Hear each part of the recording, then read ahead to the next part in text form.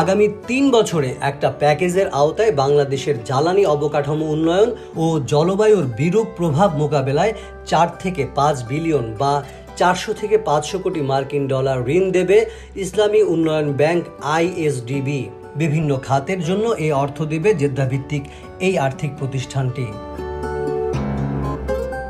IDB regional hub manager নাসিস সোলাইমানের সঙ্গে অনুষ্ঠিত সৌজন্য বৈঠকের পর অর্থ ও বাণিজ্য উপদেষ্টা সালেউদ্দিন আহমেদ বলেন, সম্প্রতি বন্যায় ক্ষতিগ্রস্ত রাস্তাঘাট সহ ভৌত অবকাঠামো নির্মাণে এই ঋণ দেয়া হবে।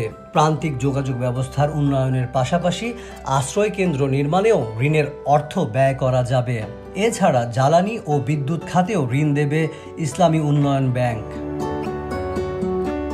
গত এপ্রিলে ২৮ কোটি ৯০ লাখ ডলারের ঋণ দিতে বাংলাদেশের সঙ্গে ৫ বছর মেয়াদি চুক্তি করেছিল আইএসডিবি। দেশের পল্লী ও শহরতলি এলাকায় বসবাসরত নিম্ন ও নিম্ন মধ্যবিত্ত আয়ের জনগোষ্ঠীর জন্য পরিকল্পিত, টেকসই এবং পরিবেশ বান্ধব আবাসন নিশ্চিত করতে চলমান একটি প্রকল্পের জন্য এই অর্থ দেয়া হচ্ছে। আইএসডিবির অর্থায়নে ১৯৯৭ সালে ঢাকার আগারগাঁওয়ে একটি ২০ তলা বাণিজ্যিক ভবন এবং একটি ৪ তলা শপিং কমপ্লেক্স নির্মিত হয়। এবার হবে আইডিবি ভবন ২, এটাও হবে আগারগাঁওয়ে। এর জন্য সংস্থাটি ডলারের যে ঋণ দেবে তা ২৫০ কোটি টাকার সমপরিমাণ। এই ঋণের বিপরীতে কোনো সুদ নেবে না সংস্থাটি। ইআরডি সূত্র মতে মোট ৩৬১ কোটি ২৫ লাখ টাকা ব্যয়ে ১৫ তলা টুইন টাওয়ার নির্মাণ করা হবে।